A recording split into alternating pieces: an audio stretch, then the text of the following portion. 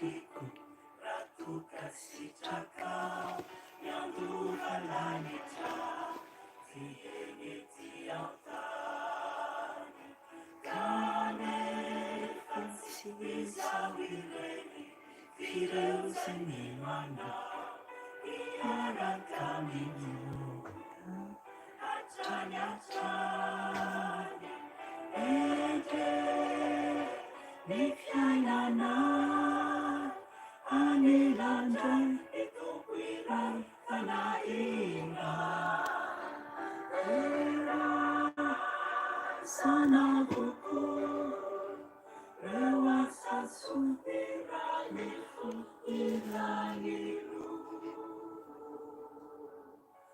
ayo naona moe ratubuka ani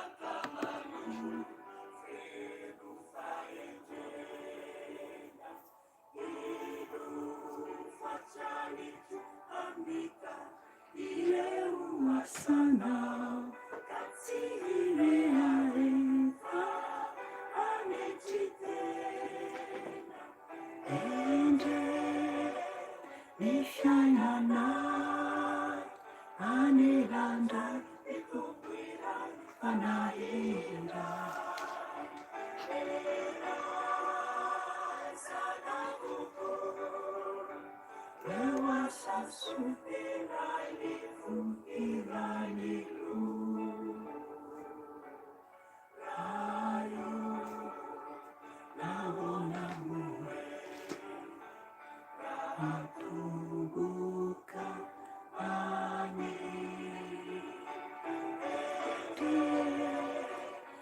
fiainana anilandray ny tompo iray fanahira era sanavoko reo asasoterany fo iranilo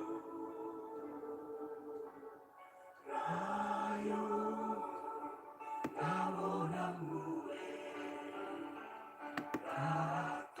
ratubuka ani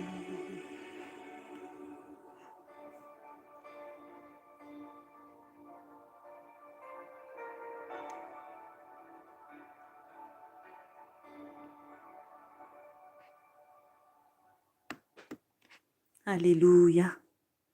Mbola faly miarabanao amin'ny anaran'i Jesosy Tompo aho amin'izao alina mangina izao efa ho divaraina isika ny andro 17 ny volana Aogositra 2023.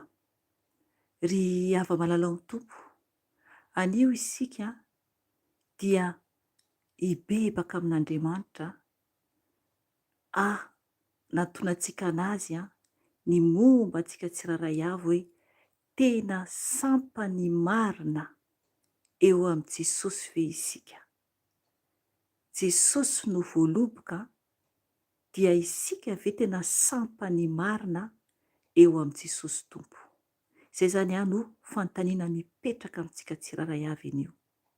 Ny fanahy masina no anazava, anambara izay tiany ananarana antsika tsiraray avy. Ka alohan'izany dia hibebaka isika, hiantso ny Tompo isika, anatona eo anatria seza fiandrianany, satria mpanota tsy mendrika isika. Ary ny Tompo dia tsy afaka hiainao antsika no ny fahotantsika. Araka ny rahateo dia maniry isika ny ho any an-danitra. Maniry isika ny anana fiainan-danitra, nefa ny ve tena ho tafiditra marina ny an-danitra isika. Oka isika tsiraray avy ametraka fanontaniana ny amin'ny toe-panahintsika eo anatren'Andriamanitra.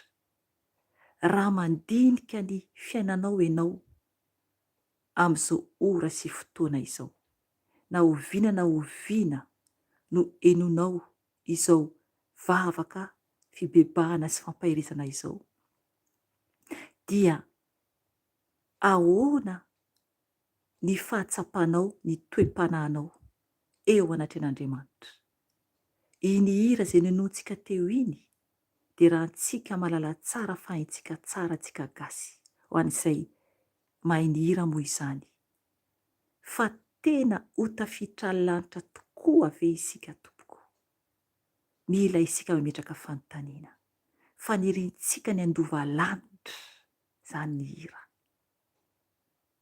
Ry havana, hibebaka isika aloha, angataka famindram-po amin'i Jesosy, satria tsy mihaino ny mpanota Andriamanitra, tsy mihaino ny mpanota izy, fa mila isika mivavaka aminy ao anatin'ny fahamarinana sy ny fahamasinana, satria raha tsy izany dia tsy ho tafiditra lanitra isika. Satria ny tenin'Andriamanitra dia hoe raha nisy tsy hita voasoratra tao anatin'ny boky ny fiainana dia natsipy tany amin'ny farihy afo izy. Apokalipsy 20:5-10. So sanatria ka ho voatsipy any anaty farihy afo isika, ka hibebaka aloha isika anatrika ny seza fiandrianany iray, hiantsontsika azy, angatantsika aminy mba hamindrany fo amintsika, mba hamindrany fo amintsika, satria mpamindra fo izy.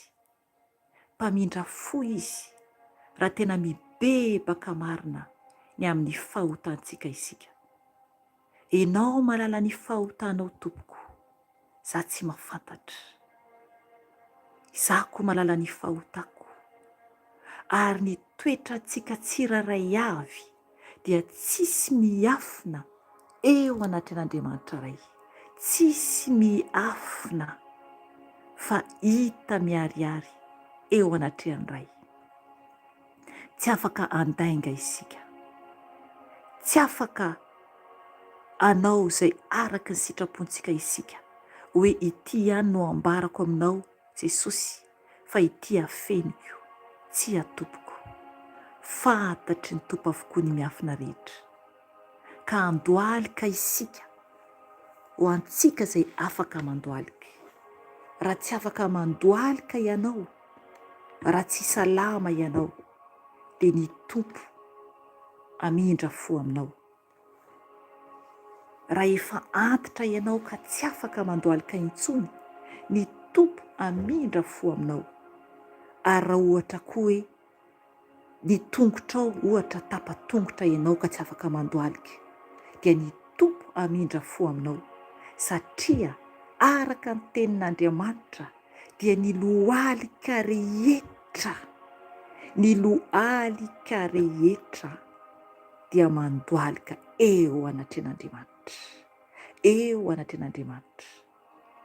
Ry havana, mibeba eo anatrehan Jesosy, fa ho avy ny fotoana tsy maintsy hiaonantsika aminy, tsy maintsy hiaonantsika aminy. Tsisy afaka hiala isika, tsisy afaka hiala isika tsiraray avy, fa tsy maintsy ho tratra ny fotoana ahatongavantsika eo anatren'Andriamanitra, amin'ny andro fitsarana izany, amin'ny andro fitsarana izany. Aoka ho tsapantsika fa amin'izao fotoana izao, na oviana dia miondrika mijery antsika zanak'olombelona tsiraray avy Andriamanitra. Miondrika izy tompoko, mijery antsika tsiraray avy ety ambony tany na misy manao tsara fa samy fampanota avokoa isika tsiraray avy ka tsy manana ny voninahitra avy amin'Andriamanitra ka izany mahatonga antsika mila mibebaka atovy ny fibebahanao aoka rehefa mivavaka isika dia ho adinitsika avokoa ny manodidina antsika rehetra. Alao anatin'ny sainao ny problemanao any ampiasana any na tany ampiasana any. Alao anatin'ny sainao ny olana ao atokantranonao, ao koa ny amin'ny fianakavianao, olana amin'ny fianakavianao, ao koa ny amin'ny mety feno trosa ianao, mety feno problema hafa ianao, mety marary ianao.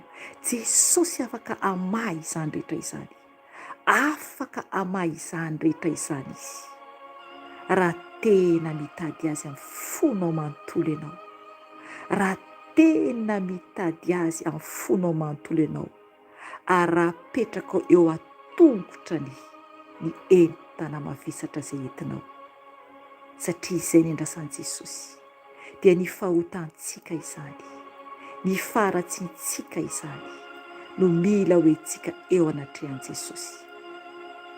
Ka andao hoentsika anatrehan'i Jesosy izany ny momba antsika manontolo, aza misy tazomina na dia iray ara, satria ny Tompo dia mahalala ny ao am-pontsika. Hivavaka isika tompoko. Jesosy Tompo, indreto izahay Jesosy, miantso anao Ray malala ao, satria tsy mendrika izay Jesosy, mpanota izay Jesosy. Tompo malala ao, ny hira teo dia manambara fa fanirinay ny andova lanitra. Jesosy, tena ho mendrika tokoa va izay, tena ho tafiditra ny tokoa va izay Jesosy, satria mpanota izay Jesosy. Ratsy izay, asainao mibebaka eo anatrehanao izay, izay vao hiaino ny vavakanay ianao, izay vao afaka izay mandre ny teny soanao, satria Tompo tsy miaino ny mpanota ianao, tsy miaino ny mpanota ianao Ray, mazava tsara ny teninao. Jesosy io, ity aho mangataka fonana aminao, mamelay Jesosy ny amin'ny toe-tsaiko tsy mendrika eo anatrehanao. Diovy ny saiko Jesosy, alao Jesosy izay fisainana rehetra tsy avy aminao anatin'ny saiko Jesosy io, mamelay Jesosy, mifona aminao aho Tompo, mifona aminao aho Tompony amin'ny zavatra maro eritreretiko Jesosy aho, izay mandany ny toerana ao anatin'ny saiko nefa tokony ho anao Jesosy. Tompo malala ao, zava-poana izao fiainana izao, fa ao aminao irery ihany Tompo no mahasambatra anay, ka mangataka aminao a Jesosy, sasao amin'ny ranao Jesosy ny saiko, diovy Jesosy anatin'ny saiko ao Jesosy, mba hadio Tompo, ka ny fisainanao Jesosy no aoka ho fisainako, aoka ianao Tompo anasany saiko amin'ny rano soa Jesosy, sy ny olonao tsiraray avy koa Jesosy, izay miantso anao, izay mibebaka aminao Jesosy. Tompo malala ao, mangataka famindram-po avy aminao, oka ianao Jesosy no anasa ny masoko Jesosy, satria Jesosy raha vao mijery izahay, ho anay izay mbola afaka mijery izany Jesosy, fona aminao ny amin'ny olona izay jamba Jesosy, mamindra fo aminy Tompo, mamindra fo amin'izy ireo Jesosy, omeo alalana izy mba hahita Jesosy. Tompo, diovy ny masonay Jesosy, diovy amin'ny ranao soa Jesosy, satria Jesosy raha vao mijery izahay na eny an-dalana izany na anaty fiara izany na any am-birao izany na any an-tsena izany na any magasin izany na ao an-tokantrano izany na iza na iza tompo, dia indraindray ny fijerinay dia tsy mety, indraindray tsy mety ny fijerinay Jesosy, ka mifona aminao izay tompo, mifona aminao izay tompo, satria ianao Jesosy dia Andriamanitra mpitsara ianao, ary fantatrao avokoa ny momba nay tsiraray avy. Sasao amin'ny ranao Jesosy ny masonay, sasao amin'ny ranao Jesosy ny masonay, mba hadio tompo, mba hadio Jesosy, diovy ny masonay Jesosy, diovy ny masonay mijery vilana Jesosy indraindray, diovy ny masonay variana Jesosy indraindray, mijery zava-poana Jesosy io, tompo malala o.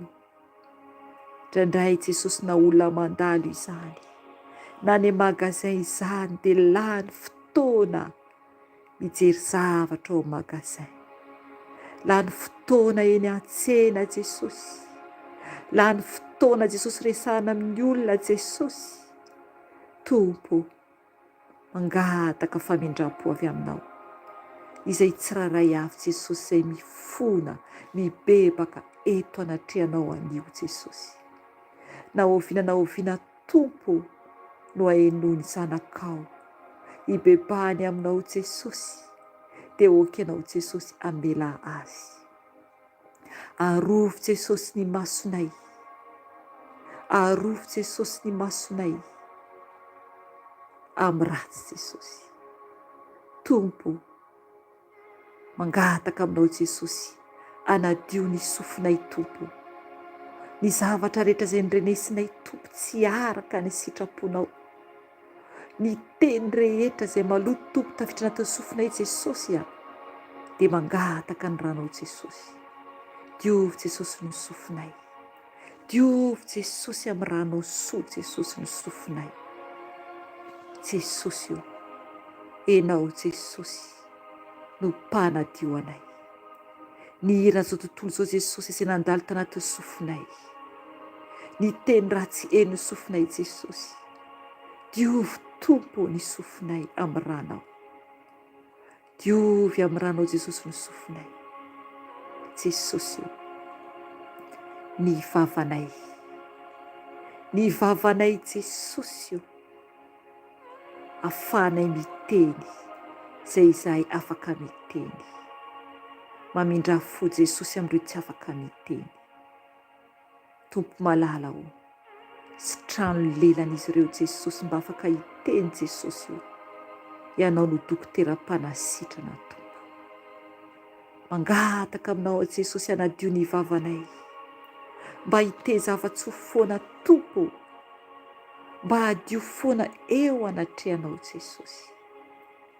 Sasao amin'ny ranao soa ny vavanay Jesosy, sasao amin'ny ranao soa ny vavanay Jesosy, satria ianao no mpanadio anay tompo, ianao ilay Andriamanitry Abrahama, Andriamanitry Isaka, Andriamanitry Sara, Andriamanitry Jakoba, Andriamanitry Debora. Enao no Andriamanitra iko. Diovy ny vavanay Jesosy io, mba hadio eo anatrehanao. Tompo malala o, mba hitenenanay teny soa mandrakariva, ka hiala anatin'ny vavanay ny fitenenany ratsy Jesosy.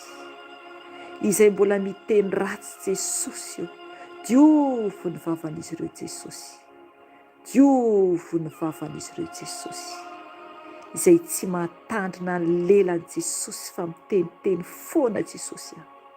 Diovy Jesosy ny vavanay olonao tsiraray avy, satria tompo teny soa no tianao ivoaka ny vavanay.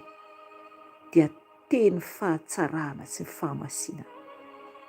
Jesosy Tompo, mangataka aminao Jesosy, anadio ny fonay Jesosy.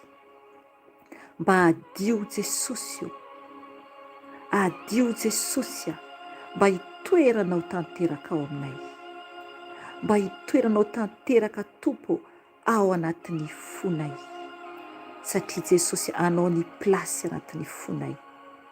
Ka inty aho Jesosy, inty aho Jesosy, sokafako ny foko anao Jesosy. Atolory an Jesosy ny fonao, sokafo an Jesosy ny fonao Tompoko. Atolory azy ny plasy ao anatin'ny fonao, hitoerany, anjakany ao anao, anjakany ho ao aminao. Jesosy, avia manjaka Tompoko Jesosy, manjaka Tompoko Jesosy io, mitoera Tompoko ianao. Milanao aho Jesosy, tsy mavita tena aho Jesosy fa milanao. Sokafako ny foko anao Jesosy, mitoera Tompoko ianao Jesosy. Tompo malalao, diovy ny tanako sy ny tongotro, diovy Jesosy sao amin'ny ranao ny tenako manontolo Jesosy. Diovy Jesosy ny tanako sy ny tongotro ary lohako hatrany am-paladiako Jesosy. Tompo, izay lalana rehetra nandehanako Jesosy teo kenao, anala Jesosy izay tsy anao Jesosy izay voarainy tongotro sy voakasiky ny tanako avy any Jesosy. Sasao amin'ny rano soa aho Jesosy, sasao amin'ny rano soa aho Jesosy, fa milanao aho Tompo. Sasao amin'ny rano soa aho Jesosy, tsangano ny tananao amin'ny Tompo, anasany ianao. Sasao amin'ny rano soa aho Jesosy, angataony rahan'i Jesosy mitenena ianao, fa ny Tompo no mahita anao. Sasao amin'ny rano soa aho Jesosy, sasao amin'ny rano soa aho Jesosy, mba ho madio eo anatrehanao, mba ho madio eo anatrehanao Jesosy, mba tsy hisy petipetina Jesosy, ny fitafiako masina Jesosy dia ny fanahiko izany, ny fanahy ato anatiko. Jésus, sasao aho Jesosy amin'ny rano soa, milanao aho Jesosy, milanao aho Jesosy.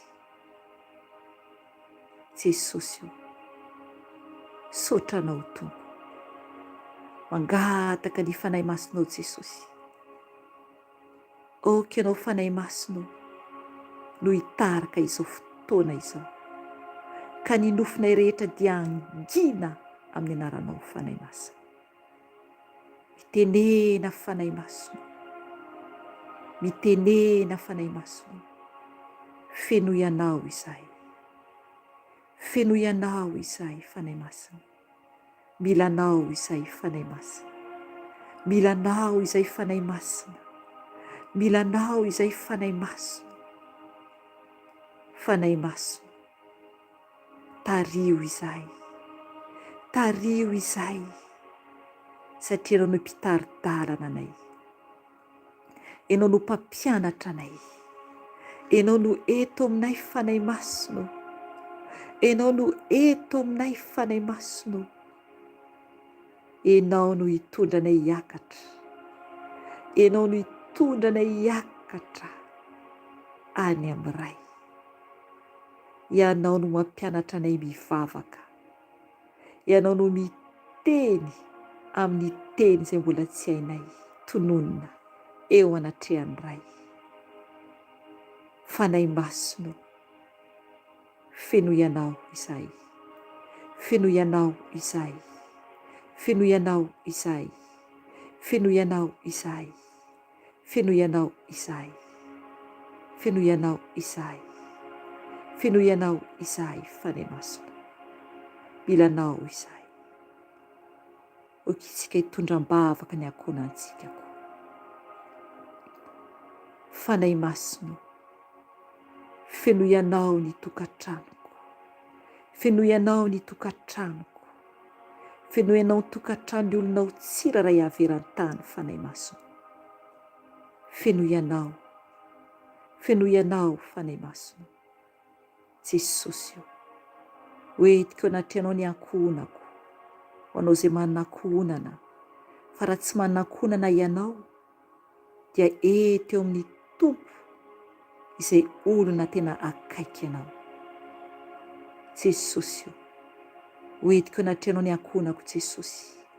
Oka ianao tompo no hanadio an'izy ireo tsiraray avy amin'ny rano soa Jesosy. Mamela Jesosy ny heliko ny ankohonako tsiraray avy.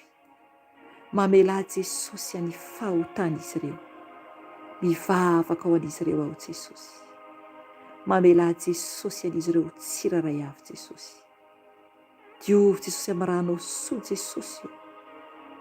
Ary eko anao tompo anasitrana Jesosy izay marary. Sitrano Jesosy izay marary. Sitrano Jesosy izay marary. Oka ianao tompo hiditra an-tsehatra Jesosy. Ary anamboatra Jesosy ny ankohonako tsiraray avy. Oka ianao tompo anamboatra ny ankohonan'ny olonao tsiraray avy eran-tany Jesosy. Ny ankohonan'ny olonao avy tsiraray avy Jesosy eran-tany. Tompo malala ao. Raha misy Jesosy mivavaka aminao Jesosy. Mitondra ny tena sy ny ankohonan'ny tompo. Dia oka ianao Jesosy amary ny fivavaka izy ireo. Jesosy tompo, misaotra anao. Saotra anao Jesosy fa ny hainao na ianao. Ny hainao na ianao Jesosy. Dera ho anao ray. Aja ho anao ray. Saotra anao Jesosy. Saotra anao Jesosy. Alleluia. Alleluia. Saotra fanahy masina. Saotra fanahy masina. Saotra fanahy masina. Ho afaingana ho ny tompo. Ho afaingana ho ny tompo. Eto an-tanako no amaliko ny olona rehetra araka ny asany. Ho ny tompo. Ho avy Jesosy. Mampiomana antsika izy fa ho avy Jesosy. Eo an-tanany ny fanalahidy, ny fiainana sy ny fahafatesana. Eo an-tanany ny fanalahidy, ny fiainana sy ny fahafatesana. Aoka isika hifidy ny fiainana. Izy no fiainana hidirantsika any an-danitra. Fa raha ohatra ka tsy mifidy azy isika, dia fahafatesany nofo sy ny fanahy no anjoantsika dia ny elo izany. Ny elo izany tompoko. Oka isika hitandrina. Oka isika hiverina amin'i Jesosy. Dia mbola misy ny fotoana. Dia mbola misy ny fotoana. Maro be ny efa maty. Maro be ny efa maty. Nefa very any fahaverezana. Ry havana. Aoka isika hitandrina. Aza tao sangisangy ny fanahinao. Aza tao sangisangy ny fanahinao. Mibeba. Misara amin'ny fahotana rehetra. Manaova divorce amin'ny satana ianao. Raha mbola mpanompo sampy ianao. Raha mbola mijangajanga. Raha mbola mpangalatra. Kolokolo isan-karazany. Raha mbola anaty fijejejona. Raha mbola anaty fiteninandratsy. Raha mbola anatin'ny mpamitaka. Raha mbola anatin'ny lainga. Dia okanao divorce amin'izany rehetra izany ianao. Satria afobe no miandry. Ny olona izay mbola manao izany. afobe no miandry. Maro ireo fanahy mitandahatra ho any amin'ny elo ho fery. Maro dia maro izy ireo. Maro dia maro. Malahelo ny tompo. Malahelo ny tompo. Efa maro ny mpaminany sandoka. Maro ny miteny hoe izy no Jesosy Kristy. Zava-doza. Zava-doza. Afobe no miandry azy. Afobe no miandry ny olona izay manivaiva an'Andriamanitra. Afobe no miandry ny olona izay mitonona hoe Jesosy Kristy nefa tsy izy. Jesosy dia ny amin'ny raha lanitra no hitan'ny maso rehetra. Mampitandrina ny mpaminany sandoka Jesosy. Mampitandrina ny teny hoe Jesosy sandoka Jesosy. Izy ilay Andriamanitra eny an-danitra no ahitany maso rehetra azy. Fa ny mpamitaka kosa izay manona hoe izy no Andriamanitra dia afobe no miandry azy. Ianao izay manaraka olona miteny hoe izy no Jesosy na hoe izy no Andriamanitra dia mibebahy ianao tompoko. Mibebahy ianao. Mibebahy ianao fa anatin'ny fahajambana ianao. Afobe no miandry ianao. Afobe no miandry ianao. Raha ohatra ka mbola manaraka olona ianao manona hoe izy no Andriamanitra na izy Jesosy. Afobe no miandry ianao sy izany olona izany.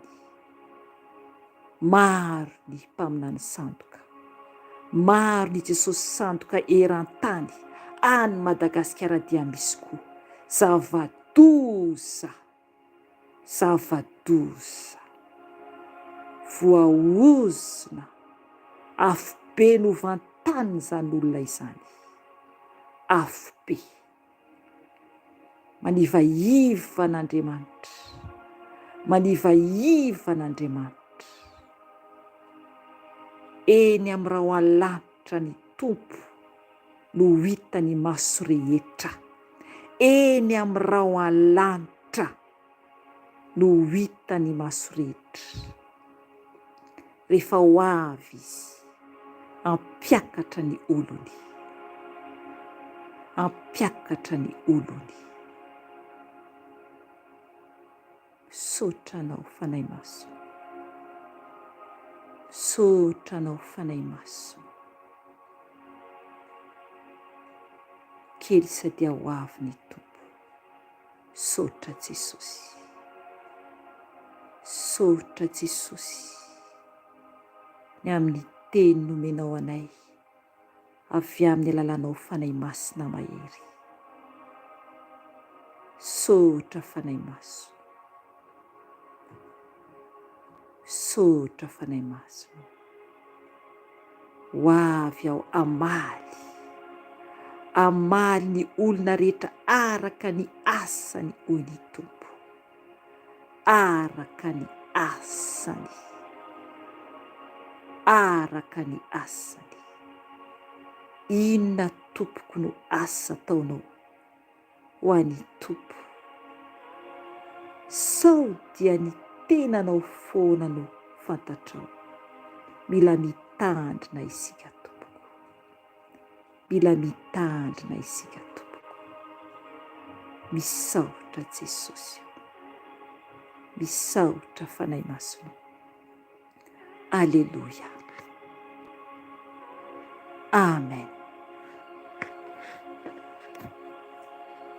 Sotran Jesosy tsika ny amin'ny fahalehibiazany.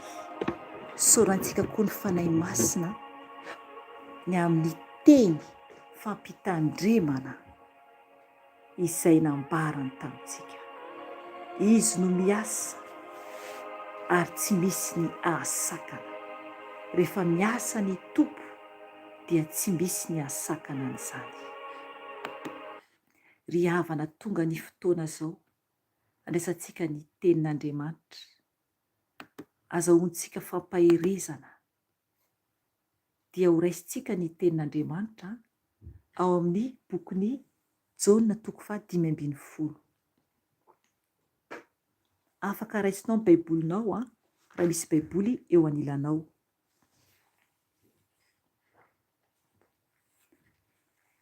Jaona 5:10. Tsy ho raisintsika manontolo izany, fa ho raisintsika manomboka amin'ny 1 ka hatramin'ny 7. Io no hovakintsika, dia ny fanahy masina no hanazava ny tiany ambara. Jaona 5:10. Andininy 1 ka hatramin'ny 7. Hovakintsika ny teny amin'ny anaran'i Jesosy Tompo.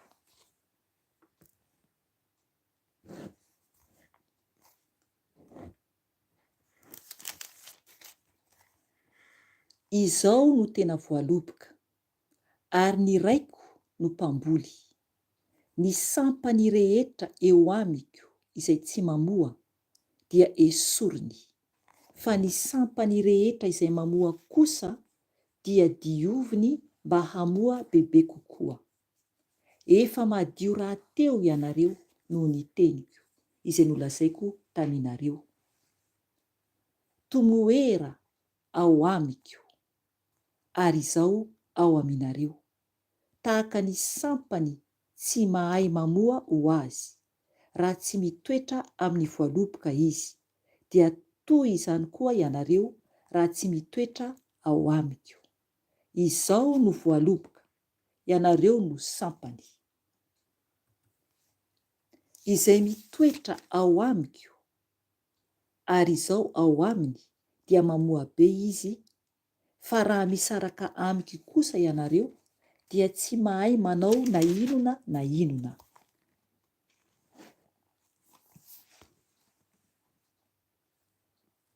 Andininy 4.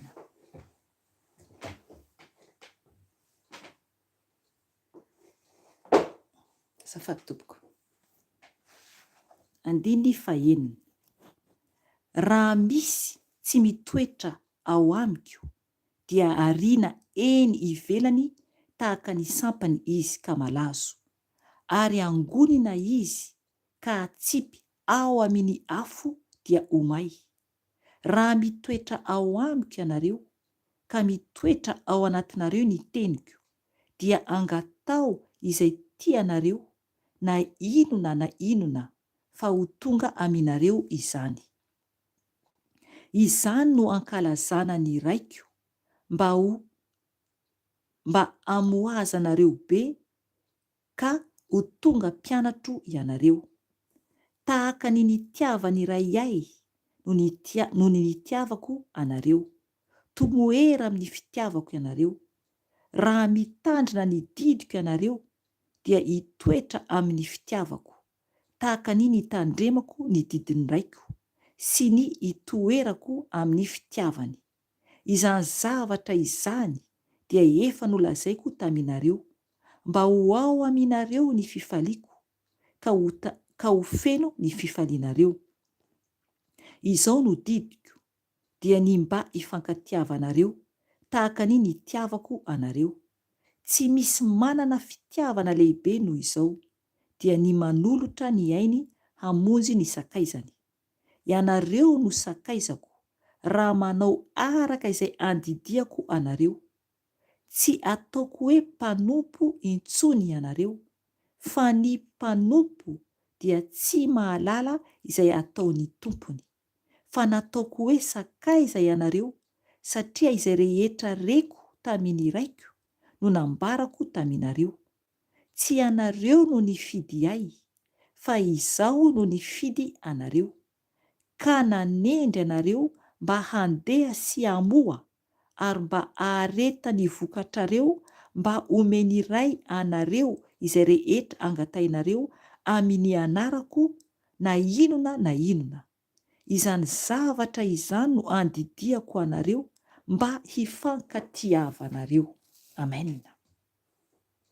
Ry havana, ny tenin'Andriamanitra eto dia manambara tsara fa isika izany dia tokony tsy misaraka mihitsy amin'ny Jesosy. Tena hoe tsy miala amin'ny Jesosy, fa raha miala aminy isika dia tsy mahavita manao na inona na inona. Mampafantatra antsika zany ny Tompo amin'ny teniny fa izy irery ihany no afaka ahavoavonjy antsika ary afaka tena hoe atanteraka ny fiainantsika mendrika eo anatren'Andriamanitra. Fa raha ohatra zany isika ka misaraka amin'ny Jesosy dia vitatreo ny amintsika. Eny tompoko, vitatreo ny amintsika raha misaraka amin'ny Jesosy isika. Satria ny Tompo izy Andriamanitra irery ihany no afaka tena hoe mikarakara antsika amin'ny fiainantsika isan'andro isan'andro. Fa raha tsy zany dia very ny fiainantsika. Raha tsy zany dia tsisy tokony ahasoa ny fiainantsika.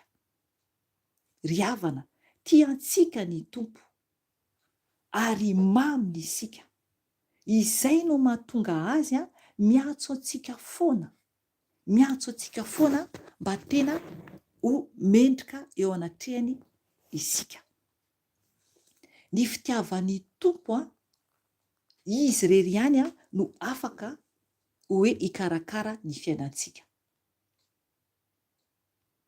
Ho raisintsika manomboka ny 1 averintsika vakina ny teny dia ny Tompo no manazava, ny fanahy masina no manazava ny teny izay omeny antsika io.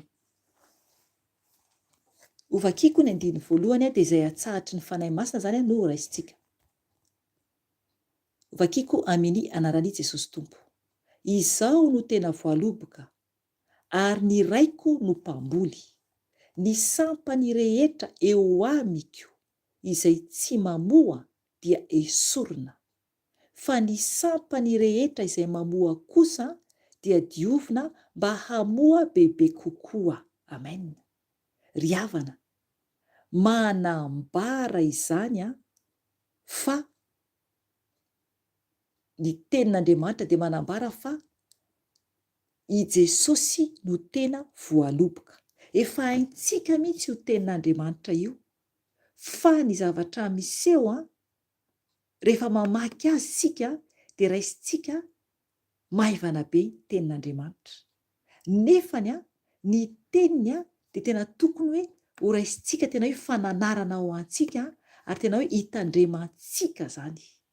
Hitandremantsika mba tsy averentsika satria anatra no omeny Tompo antsika.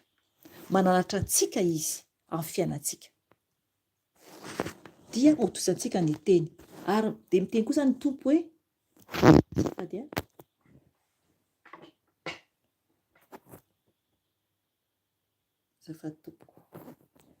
dia miteny koa ny ten'Andriamanitra hoe ny raiko no mpamboly. Andriamanitra izany no mpamboly. Izy zany Jesosy no tena voaloboka dia Andriamanitra no mpamboly. Dia toizako ny teny Tompo hoe ny sampany rehetra eo amiko izay tsy mamoa dia esoriny. Fa ny sampany rehetra izay mamoa kosa dia dioviny mba hamoa bebe kokoa. Amen. Zany hoe raha tsy mamoa zany isika dia Andriamanitra mihitsy no manala antsika tsy hipetaka amin'ny Jesosy. Andriamanitra mihitsy, tsoan'Andriamanitra isika. Mampatahotra izany. Tsoan'Andriamanitra isika raha tsy mamoa. Fa ny sampany rehetra izay mamoa kosa hozy izy ny ten'Andriamanitra dia dioviny mba hamoa bebe kokoa. Amen. isika izany rehefa zanak'Andriamanitra, satria io teny io dia mitohy amin'ilay jauna 4:12 izay efa nentintsika teto, raha ohatra ka nanaraka moa ianao. Dia isika zany raha ohatra isika ka tsy zanak'Andriamanitra, satria Jesosy zany no nambara tamin'ny 4:12 izy ilay hoe nandeha anamboatra fitoerana ho an'ireo mpianany. Dia koa moa ny teny koa zany, ny tenin'Andriamanitra tamin'ny fotoana io hoe ny amin'ny mpananatra dia ny fanahy masina izany. Dia eto zany manambara izany ny tenin'Andriamanitra eto amin'ny jaona 5:12 fa Andriamanitra izy iray mihitsy, izy mihitsy no mpamboly. Dia Jesosy no tena voaloboka. Dia isika zany no sampany.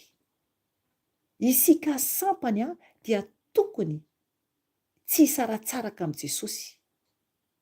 Jesosy dia masina, Andriamanitra dia masina, fa raha ohatra isika ka tsy masina dia esorin'Andriamanitra, esoriny, ary tsy mahazo mipetaka amin'Andriamanitra satria masina izy ka tokony ho masina koa isika.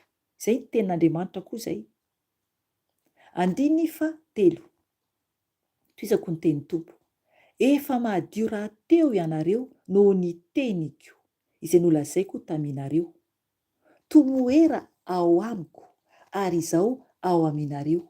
Tahaka ny sampany tsy mahay mamoa ho azy. Raha tsy mitoetra amin'ny voaloboka izy, dia toy izany koa ianareo raha tsy mitoetra ao amiko. Amen. Ny Tompo zany miteny amintsika hoe efa mahadio zany isika rehefa nandray an'i Jesosy ho Tompo sy mpamonjy, rehefa nibebaka zany dia rehefa vita batisa amin'ny ranobe, dia rehefa nomeny ny fanahy masina, dia mahadio zany isika.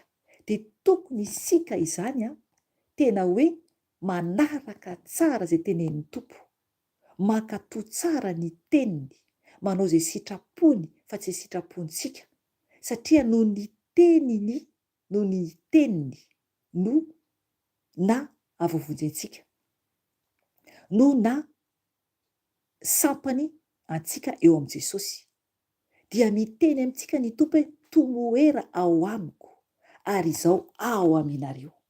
Io fahaverina indray ilay teny hoe ao amintsika ny Jesosy, ao amintsika ne izy. Efa hitantsika io tary amin'ny jaona 4:12.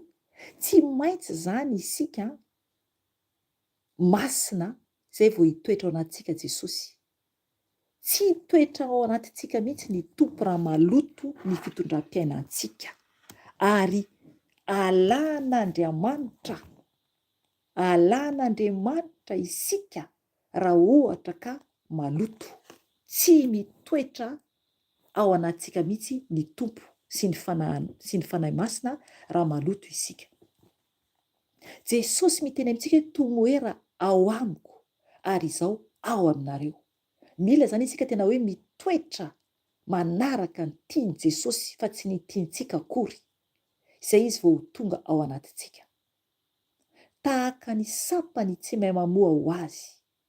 Tsika tsy mahavita tena isika, tsy mahavita tena isika raha tsy mitoetra amin'ny voaloboka izy, izay tenen'ny Tompo eto. Tahaka ny sampany tsy mahay mamoa ho azy raha tsy mitoetra amin'ny voaloboka izy, dia toy izany koa ianareo raha tsy mitoetra ao amiko. Izao no voaloboka, ianareo no sampany. Izay mitoetra ao amiko ary izao ao aminy dia mamoa be izy. Fa raha misaraka amiko kosa ianareo dia tsy mahay manao na inona na inona. Amen. Tena marina zany ry havana. Ny sampany voaloboka dia tsy maintsy miraikitra amin'ny voaloboka.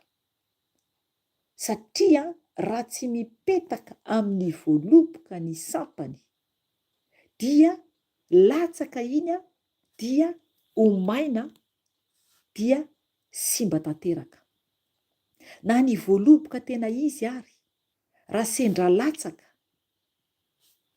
latsaka dia simba koa, ary lan'ny biby dia vitatreo. Ohatray koa zany tsika, Raha misaraka amin'ny Jesosy isika dia tsy mahavita antsika manao na inona na inona. Mipetraka amin'ny fanontaniana. Tena mipetaka amin'ny Jesosy marina ve isika? Tena sampa ve isika? Ahoana no ahafantarantsika hoe sampantsika? Manaraka ny fomban Jesosy ve isika? Manao araka izay sitrapon'i Jesosy ve isika? Mendrika natrehan Jesosy ve isika? Ny amin'ny fomba fiainantsika? So dia tsy tahaka ny fiainan Jesosy ny fiainantsika. So dia tsy tahaka ny fiainan Jesosy ny fiainantsika. Satria raha tsy manaraka ny sitrapon'ny Tompo isika dia tsy maintsy halan'Andriamanitra isika. Ary tsy hamoha be isika. Fa ho potika tanteraka ary ho ariana any amin'ny elo zany. Satria Tompoko dia fanoharana ny ataon'i Jesosy. Fanoharana io tenin'Andriamanitra io. 9. Raha misy tsy mitoetra ao amiko dia ariana eny ivelany tahaka ny sampany izy ka malazo. Izay ilay teneniko teo. Ary angonina izy ka atsipy ao amin'ny afo dia ho may. Amen. Izay zany Tompoko. Raha tsy mitoetra ao amin'i Jesosy isika dia ariana any ivelany. Ariana any ivelany. Io teny hoe any ivelany io eny ivelany azafady. Io teny hoe eny ivelany io averiko vakiana tsara izy anaran'i Jesosy Tompo raha misy tsy mitoetra ao amiko dia ariana eny ivelany. Io hoe ariana eny ivelany io dia any amin'ny boky ny Apokalipsy izay tenen'ny fanamasina eto no tanterahantsika. Boky ny Apokalipsy 2:20 andiny 5:10 dia mivaky toy izao ny anaran'i Jesosy Tompo. Fa any ivelany ny alika, ny mpanao ody ratsy, ny mpijangajanga, ny mpamono olona, ny mpanompo sampy, ary izay rehetra tia lainga sady mandainga. Amen. Zay zany ny anjo any izay misaraka amin'i Jesosy. Any ivelany. Io fa misy ohatra maromaro io ny olona izay tsy mipetaka amin'i Jesosy. Ohatra maromaro eto. Teneny eto hoe fa any ivelany ny alika. Tena hoe antsoina hoe ohatran'ny alika mihitsy zany. Zava-doza zany. Tsy olombelona intsony. Zava-doza ry havana. Mila mitandrina isika fa Andriamanitra zany tena hoe tsy azontsika vazivaziana. Fa izay afafintsika no jinjaintsika. Tsy misangisangy amintsika Andriamanitra. Fa any ivelany ny alika, ny mpanao ody ratsy. Ny mpanao ody ratsy zany dia any ivelany. Ny mpijangajanga dia any ivelany. Ny mpamono olona dia any ivelany. Ny mpamono olona eto dia ao koa ny manao avortement, ny manala zaza, na ny dokotera, na ny infirmiera izay nakasitraka tena hoe niaraka nanaiky nanao an'izay koa dia any amin'ny afo be Tompoko. Mibeba re Tompoko. Ny olona nanao tokantrano na nanaiky ny vadiny, na nanaiky ny olona izay miara-mipetraka aminy, izanizany ao tokantrano, dia raha makasitraka niaraka nanaiky an'izany dia afo be Tompoko. Zany ny ataoko hoe ny mpamono olona. Tsy ny hoe mpamono olona ihany hoe iny fa hita fa nanindrona antsy, fa eto dia ao anatin'izany koa ny olona mpanala zaza. Satria olombelona ny anaty kibo. Olombelona ny anaty kibo. Ary izy zareny dia any an-danitra ireny. Miandry an'izay tsy mibebaka fa ho fitsarana ho an'ny olona izay nanao izany ary afo be no vantany raha tsy mibebaka. Dia eo ihany koa ny mpanompo sampy. Ny mpanompo sampy koa zany Tompo dia ho any amin'ny afo be. Ho any amin'ny afo be koa ny mpanompo sampy. Ary izay rehetra tia lainga. Raha tia lainga na lainga kely io dia afo be ny miandry. de tokoa hoe sady mandainga. Ny tia lainga zany sady mandainga dia afo be no miandry. Any zany ny hafarany. Zay zany le hoe any ivelany. Veryntsika ao amin'ny bokiny Jaona teo. Jaona 9. Averiko kely vakina ihany amin'ny anaran'i Jesosy Tompo. Raha misy tsy mitoetra ao amiko dia ariana eny ivelany tahaka ny sampany izy ka malazo. Ary angonina izy ka atsipy ao amin'ny afo dia omay. Zay le afo be. Zay le afo be Tompo, omay. Satria tsy miray amin'i Jesosy fa manaonao foana mbola fikitra amin'izao tontolo izao ihany. Misabaka ny tongotra ray any amin'izao tontolo izao, tongotra ray mieritreritra hoe ao an-danitra. Tsia Tompoko, tsia Tompoko. Miaraka amin'Andriamanitra dia ray ihany. Ao aminy na tsy ao aminy. Tsy afaka manompotompo roa isika. Ny ray tsy maintsy tiantsika ary ny ray tsy maintsy ho alantsika. Tsy maintsy ho alantsika ny ray. Tsy maintsy mifidy isika. Raha misy olona mbola tia an'izao tontolo izao dia tsy ao anatiny izay fitiavana an'Andriamanitra. Tsy ao anatiny. Tsy ao anatiny. Tsy afaka mamita tena isika. Tsy afaka mamita tena isika Tompoko. 7. Raha mitoetra ao amiko ianareo ka mitoetra ao anatinareo ny teniko dia angatao izay tianareo na inona fa ho tonga aminareo izany. Amen. Zay le izy. Rehefa mitoetra ao amin'ny Tompo isika. Rehefa ao amin'ny Tompo isika. Dia ny tenin'ny Tompo izany ao anatitsika. Teneniny tsara mihitsy ny tenin'ny Tompo ao anatitsika. Dia afaka mangataka isika zay tiantsika. Ny tenin'Andriamanitra dia manambara hoe ny fitiavantsika an'Andriamanitra izany. Tsy izao tontolo izao io. Izao tontolo izao dia resaka vola aman-karena izany. Fa amin'Andriamanitra dia ny asany sy ny idirantsika any an-danitra sy ny anamboarany antsika. Raha mangataka aminy isika izany zavatra izany dia ny Tompo anatanteraka. Mangataka isika Tompo afao ahako dia ho afahan'ny Tompo isika.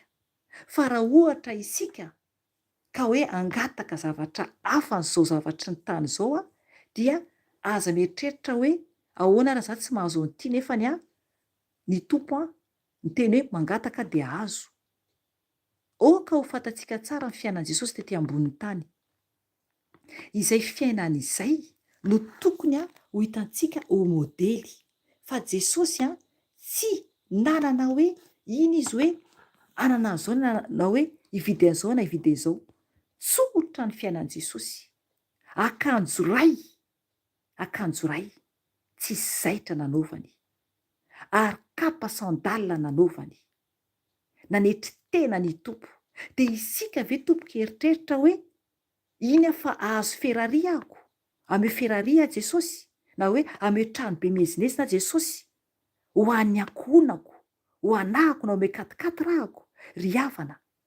Satana no tia an'izao tontolo izao. Ary izy raha namaky itsika afaka mamaky ianao fa ela nataoko tamin'ny video tato ihany izy no niteny tamin'i Jesosy avy mifadianina tariana amin'ny batisany. Niteny tamin'i Jesosy izy hoe aleo vakintsika satria mety misy tsy mahafantatra ny tenin'Andriamanitra. Ao amin'ny Jaona 9 ao amin'ny Matio 4. Ndao vakintsika io teny io tariana amin'ny batisan'ny Tompo io. Matio 4 ho raisitsika eo amin'ny 9:9 tonga dia eo no raisitsika. Ho vakiko ny teny amin'ny anaran'i Jesosy Tompo. Ary nitondra azy nakany tendrombohitra avo dia avo indray ny devoly, ka naneo azy ny fanjakana rehetra eo amin'izao tontolo izao, mba amin'ny voninainy, sady niteny taminy hoe omeko anao izao rehetra izao raha miankohaka eto anatrehako ianao. Fa hoy Jesosy taminy, mandehana ianao ry Satana, fa voasoratra hoe ny Tompo Andriamanitrao no iankofanao, ary izy irery ihany no hotompoinao. Amen. Hitanareo zany, tena hoe Satana mitady mitaka an' Jesosy hoe omeny an' Jesosy izao tontolo izao. Omeny an' Jesosy zany ny zavatra tontolo izao zany. Maka fanahy zany izy, mba hamovonaina ozy izy ny fanjakana rehetra eo amin'izao tontolo izao, mba hamovonainy. Nefany izao rehetra izao dia antompo Andriamanitra mahery, antompo Andriamanitra mahery. Ilay mpaka fanahy zany Satana, mpaka fanahy. Ka isika olombelona tokony mitandrina isika tompoko. Jesosy ara neseheny hoe hofitahana, nefa Jesosy ilay Andriamanitra, tsy avoafitaka an' Jesosy mihitsy izy. Maika va fa isika olona kely ohatr'izao, toy ny vitsika eo anatrin'Andriamanitra, mila mitandrina isika, aza jamba ny vola, aza jamba ny arena, aza jamba ny voninahitra, aza jamba ny rehareha, aza jamba ny fijejojoana, fa afo be tompoko no vantaninao raha ohatra ka tia zavatry ny tany ianao. Mila isika mitandrina tompoko, mila isika mitandrina, tsy atondra na inona raha miala eto ambonin'ny tany isika, tsy atondra na inona. Ry havana, mila mitandrina isika. Jaona 2:10 iverina any am-bokon'ny Jaona isika, eo amin'ny 7 no nivakiantsika teo. Raisitsika ny 9. Izany no ankalazana ny raiko mba hamoaza anareo be ka ho tonga mpianatro ianareo. Io zany ny tompony teny eto hoe raha mangataka zavatra amin'ny anarany isika, angatao zany ozy izy izay angatahinareo. Izay ny teneny, angatao izay tianareo azafady, angatao izay tianareo na inona fa ho tonga aminareo izany. Dia nampino hoe izany no ankalazana ny raiko mba hamoaza anareo be ka ho tonga mpianatro ianareo. Amen. Hamoaza anareo be, mila miasa isika. Asan'Andriamanitra no teneny eto. Raha vonona isika hanao ny asan'ny Tompo, hanao ny asan'ny Tompo, dia afaka isika mangataka amina inona fa omeny ray antsika izany noho ny asany izany. Ary amin'izay dia hisandratra zany ny raintsika mba ankalazana ny ray any an-danitra zany. Aleloia. Izany hoy Jesosy no ankalazana ny raiko mba ho hamoaza anareo be ka ho tonga mpianatro ianareo. Amen. Tsika dia mpianatry Jesosy. Isika dia mpianatry Jesosy izay nanolo tena ho an'ny Tompo zany. Ka tokony zany isika hamoa be ary angataka aminy izay ilaintsika, izay zavatra ilaintsika amin'ny asan'Andriamanitra. Ary raha mangataka koa isika Jesosy sitrano mba hanompoako anao, Jesosy ity dia ataon'ny Tompo izany satria zanany isika. Zanany isika. Aleloia, aleloia. 7. Tahaka ny nitiavany iray ahy no nitiavako anareo. Tomoera amin'ny fitiavako ianareo. Raha mitandrina ny didiko ianareo dia hitoetra amin'ny fitiavako. Tahaka ny nitandremako ny didiny raiko sy ny hitoerako amin'ny fitiavany. Amen. Isika izany dia tiany Jesosy. Tiany anie isika ary tian'Andriamanitra isika satria ray ihany ireo. Isika ve dia tena tia marina an'Andriamanitra raintsika? Tena tiantsika marina ve Andriamanitra raintsika? Ahoana ny fomba fitiavantsika an'Andriamanitra? Satria raha ohatra isika ka milaza hoe tia an'Andriamanitra nefa ny fiainantsika tsy tena araka ny sitrapon'Andriamanitra, tsy mankatoa azy tsara isika, dia tsy tia an'Andriamanitra zany isika. Ny olona anankiray rehefa ohatra ka tia olona anankiray dia miezaka manaja an'iny olona tian'iny ary miaino an'iny olona tian'iny. Ohatr'izay tsika rehefa tia olona anankiray. Indraindray isika ohatra hoe raisiko ohatra, za mihitsy raisiko ohatra amin'ny mpampanjanako, amin'ny ramosehako zany. Izy zao dia tia mitsangatsangana any anaty ala. Dia ekeko izay zavatra izay satria zavatra tiany le izy, na dia hoe zary tia mandeha any magasin ohatra. Dia miaraka aminy ahako mandeha mitsangatsangana any anaty ala. Tiako koa ny mitsangatsangana anaty ala zany fa ohatra zany no ambarako eto.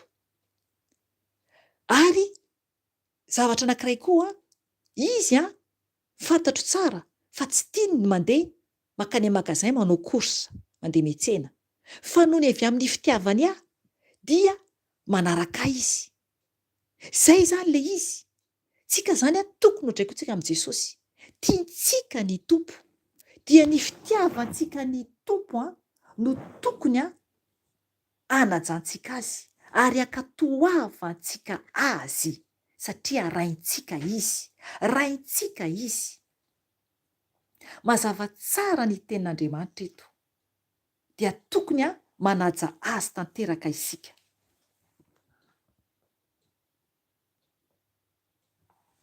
Azafady, tokony manaja azy tanteraka isika. Satria hoy izy hoe tahaka ny nitiavan'ny ray ahy no ny nitiavako anareo. Tomoera amin'ny fitiavako ianareo. Tokony hitoetra antsika amin'ny fitiavan'i Jesosy. Tokony hitoetra antsika amin'ny fitiavan'i Jesosy. Mahavita an'izany marina ve isika? Sao dia mbola zaraintsika amina zavatra hafa ny fitiavan'ny Tompo. Mila mitandrina isika tompoko. 10. Raha mitandrina ny didiko ianareo dia hitoetra amin'ny fitiavako tahaka ny nitandremako ny didin'ny raiko sy ny toerako amin'ny fitiavany. Amen. Zay. Raha mitandrina ny didin' Jesosy isika, zay zavatra rehetra izay teneniny antsika, zay zavatra rehetra izay teneniny antsika, izay bekoiny antsika zany dia hitoetra amin'ny fitiavany zany isika. Satria tahaka ny tandremany ny didin'ny ray sy ny hitoerany amin'ny fitiavany zany. Jesosy tsy nanda izy ny amin'ny nanolorany ny tenany teo ambony azy fijaliana. Ary fantatsika tsara fa ny tenin'Andriamanitra dia hoe fa toy izao no nitiavan'Andriamanitra izao tontolo izao. Nomeny ny zanan'ilay tokana mba tsy ho very izay rehetra mino azy fa anana fiainana mandrakizay. Nomen'Andriamanitra antsika Jesosy dia nanaraka Jesosy. Nanaraka izay tian'Andriamanitra izy. Mba hahavoavonjy antsika dia isika indray ve no mbola manaonao foana nefa izy ary nahafoy ny ainy ho antsika. Nahafoy ny ainy ho antsika. Tsy isika izao no omboina teo ambony azy fijaliana. Tsy ny rahantsika no nalatsaka teo ambony azy fijaliana, fa i Jesosy no nitondra izany. Ny zavatra takiny amintsika fotsiny dia ny ankatoavantsika azy, ny andehanantsika araka ny fahamarinana sy ny fahamasinana. Tokony isika anaraka ny sitrapon'i Jesosy amin'izay. Satria lanitra no idirantsika. Fahasambarana sy fiadanana no omaniny ho antsika. Ry havana, tiantsika anie ny Tompo, tiantsika anie izy, fa isika no mazandoa. Oka isika hiverina amin'i Jesosy. 10. Izany zavatra izany dia efa nolazaiko taminareo mba ho ao aminareo ny fifaliako ka ho feno ny fifalianareo. Amen. Izay zany teneny tamin'ireo mpianany. Tsika tsy anam-pifaliana mihitsy raha mbola amin'izao tontolo izao. Tsy ho ampy mihitsy ny fifaliantsika. Misy zavatra foana tsy ampy ao anatintsika. Za tena natsapan'izany mihitsy. Fiainako teo aloha, na inona fiainako teo aloha, dia misy zavatra foana tsy ampy ao anatiko, tsy ampy. Na dia hoe nivavaka ary aho. Ay zany za vavaka fa tsy mivavabavaka, tena hoe vavabavaka fotsiny zany. Vavabavaka fotsiny, fa tsy tena hoe nivavaka marina tamin'Andriamanitra. Lasa fahazarana zany ny teo aloha, satria notezaina tamin'ny fahazazana, notezaina tanatin'ny vavaka tamin'ny fahazazana, dia lasa fahazarana. Fa noho ny efa tena nanolo tena ho an'i Jesosy, tena hoe tia Jesosy, tena atolotra anao amin'izay ny fiainako manontolo, izay vao nahatsapa ao. Fa aya tsy azo atao ny hivavabavaka fotsiny, tia fa hivavaka kely aho, dia andeha hangona kely aho, dia eo indray aho, dia hiova indray fiainako avy eo. Tsy atopoko. Tsy atopoko. Tsy maintsy isika mitoetra ao amin'i Jesosy. Tsy maintsy isika zany hafa mihitsy ny fiainana iainantsika miaraka amin'i Jesosy. Tena hoe tsisy tovizany tamin'ny fiainantsika amin'izao tontolo izao intsony mihitsy. Tena hoe olona vaovao, fiainana vaovao, izay vao tanteraka ny fifaliana ao anatintsika. Amen. 12. Izao no didiko dia ny mba hifankatiavanareo tahaka ny itiavako anareo. Tsy misy manana fitiavana lehibe noho izao, dia ny manolotra ny ainy amonjy ny sakaizany. Ianareo no sakaizako raha manao araka izay andidiako anareo. Amen. Eto zany Jesosy dia mampafantatra antsika fa isika dia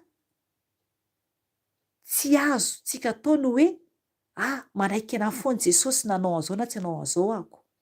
Tsy atopoko. Ampahalalany antsika fa izy tsy akasitraka ny zavatra tsy araka ny sitrapony. Ozy izy ny teny hoe izao no didiko dia ny mba hifankatiavanareo tahaka ny nitiavako anareo. Mila zany isika mifankatia. Mifankatia rehefa hoe zanak'Andriamanitra.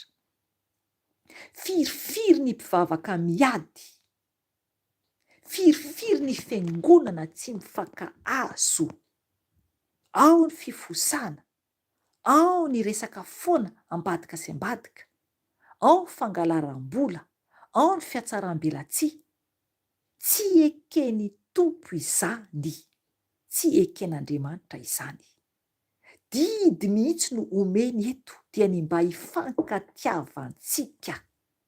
Isika tsiraray avy. Fitiavana madio tsisy fiatsaram-belatsia, fankatiavana ao amin'i Jesosy. Dia toy izany teny hoe tsy misy manana fitiavana lehibe noho izao, dia ny manolotra ny ainy amonjy ny sakaizany. Ianareo no sakaizako raha manao araka izay andidiko anareo. Amen. Eo ilay teneniko teo. Isika dia oka isika ahatsapa tsara fa ny tompo tsy hanaikinaiky foana raha ohatra manao ny tsy marina isika.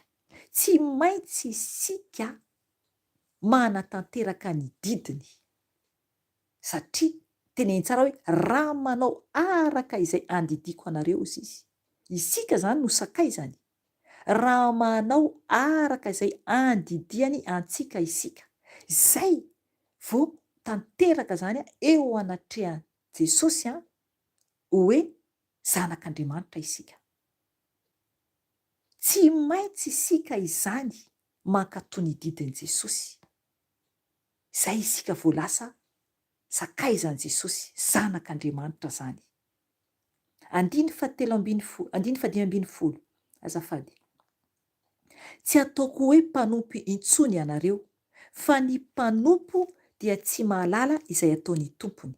Fa nataoko hoe sakaiza ianareo, satria izay rehetra reko tamin'ny raiko no nambarako taminareo. Amen. Izany ry havana. Isika zany lasa zanaka trano. Ny zanaka trano dia itenenana ny zavatra misy ao an-trano. Ny mpanompo ao an-trano dia tsy mahafantatra firy ny zavatra miseho ao an-tokantrano. Isika izany eto, raha tena hoe manaraka ny didin'i Jesosy, dia manambara Jesosy fa tsy ataony mpanompo intsony isika.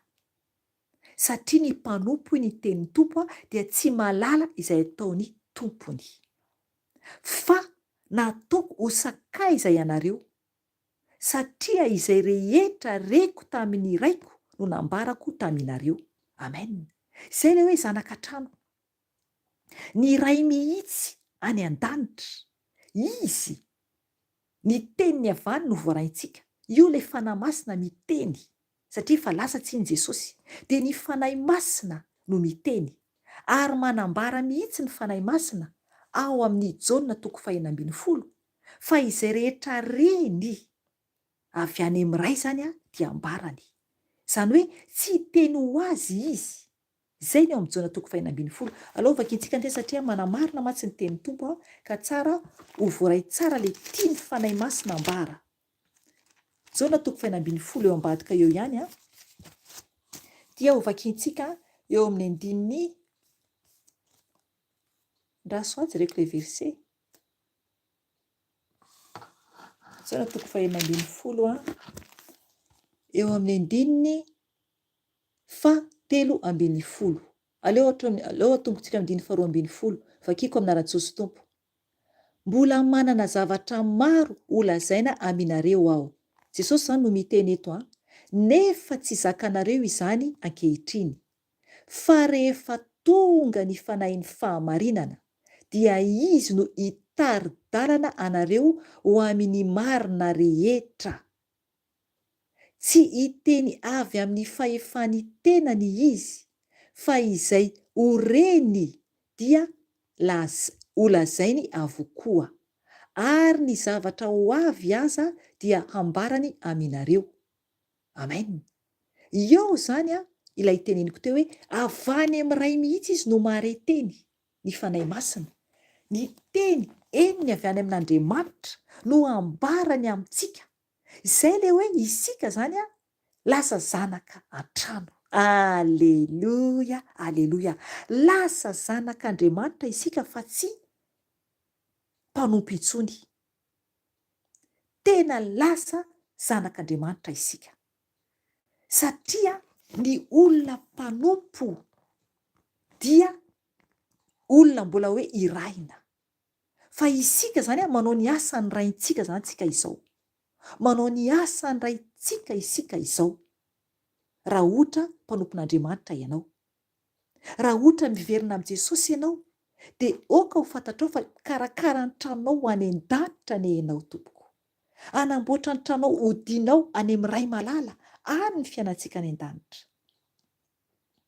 Na vavy ianao na lahy, dia raha mitory an Jesosy ianao, raha manambara ny fahatsarana ianao, dia mikarakara ny tranonao any an-danitra ianao. Fa mila zany isika manaraka ny didiny anaty fahamarinana sy fahamasinana. Izay isika vao ho tanteraka amintsika ny teny hoe tsy mpanompo intsony ianareo. Tsy mpanompo intsony. Satria ny mpanompo izy dia tsy malala izay ataony tompony. Fa isika zany dia zanany. Zanany isika. Aleluia. Raisitsika ny andiny fa 6:10 farany farany zany 6:10 ka hatramin'ny 7:10. Vakiko ny teny amin'ny anaran'i Jesosy Tompo. Tsy ianareo no nifidy ahy, fa izao no nifidy anareo, ka nanendry anareo mba handeha sy hamoa, ary mba hahareta ny vokatrareo, mba omeny iray anareo izay rehetra angatainareo amin'ny anarako, na inona na inona. Izany zavatra izany no andidiko anareo mba hifankatiavanareo. Amen. Eo zany ny tompo dia manambara tsara fa isika ny tompo mihitsy, izy raintsika mihitsy no nifidy antsika, izy mihitsy no nifidy antsika, efa hatrany am-boka isika dia efa novolavolainy ary efa nofidiny anao ny asany ety ambonin'ny tany. Mpanota isika ary natsoa niverina ao an-trano, tahaka ilay zanaka very ka hita indray, tahaka ilay ondry very ka hita indray. Aza miteny hoe za mpanota be ahako ka ahoana no itiavan'Andriamanitra ahy. Izay frazy izay dia fandriky Satana izay. Tsy tiany ianao hisaraka amin'ny ota, fa miala amin'ny ota tompoko dia mbola misy ny fotoana fa hanatsotra ny tanany aminao Jesosy, handray anao ny tompo. Mpanota mihitsy no hovonjeny Jesosy. Tsy ny finaritra hoy ny tompo no mila mpitsabo fa ny marary. Isika izany dia marary, dia isika no mila hositrahan'i Jesosy amin'ny fanafody. Ny fanafody dia Jesosy, ny rano teo ambony hazofijaliana, ka miantso antsika izy na iza ianao hiverina eo ambalany, hiverina eo ambalany. Mila isika miverina ao ambalany tompo, ao an-tranon'ny tompo. Zanany isika ary tiany isika, ary ambarany fa tsy isika no nifidy azy, fa izy no nifidy antsika. Ary rehefa nofidiny isika dia hoe voavonjy dia ay vita zany ny asako fa efa voavonjy ahako dia hipetraka amin'izay hiandry ny fotoana hafatesako, na hiandry ny fotoana hividy Jesosy any amin'ny raha ao an-lanitra. Tsy atompoko, mila isika miasa. Zay le hoe voaloboka sampany. Ny tenin'Andriamanitra fa hoe ny sampany izay tsy mamoa ozy izy dia esoriko, esoriko.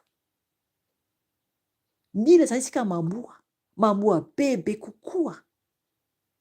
Izay isika vao tafapetraka amin'Andriamanitra. Satria raha tsy mamoa isika dia tsoahany, dia ariana any amin'ny afo. Araka ny tenen'ny teny eo ambony, angono ozy izy ka atsipy ao amin'ny afo tsy ho may. 9:4 manambara an'izay. Eto zany ny tompo amin'ny 2 farany dia manambara izy fa tokony isika andeha sy hamoa ary mba areta ny vokatra antsika zany.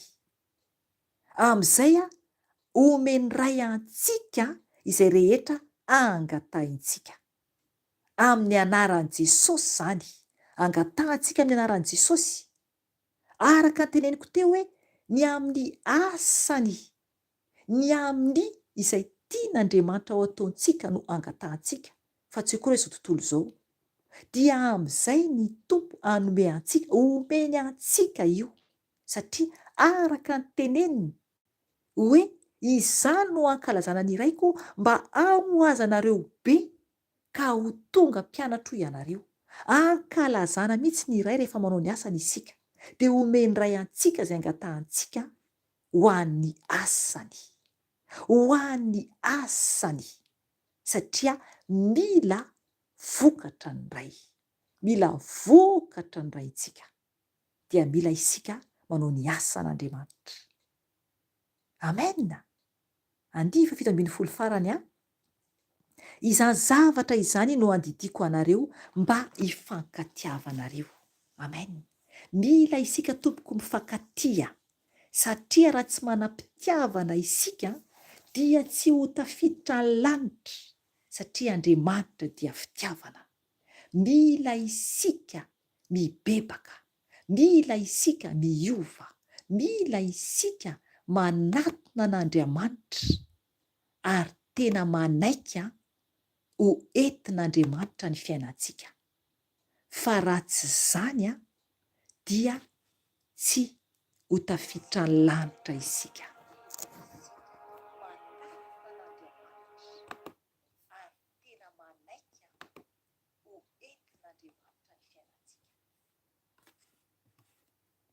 Azafady tompoko. Azafady a. Mila zany isika tompo a tena mametraka ny fiainantsika amin'Andriamanitra mba ho tafiditra lanitra isika. Satria izay no tiany n'Andriamanitra amintsika. Ny andovantsika ny lanitra, ny hidirantsika any an-danitra. Ry havana, kely sisa dia ho avy Jesosy. Kely sisa dia ho tonga ny farany. Ho tonga ny farany izao tontolo izao. Vonona ve ianao? Efa manomboka manomana ny tranonao any an-danitra ve ianao? Sao sanatria ka tsy ho tafiditra ny lanitra ianao.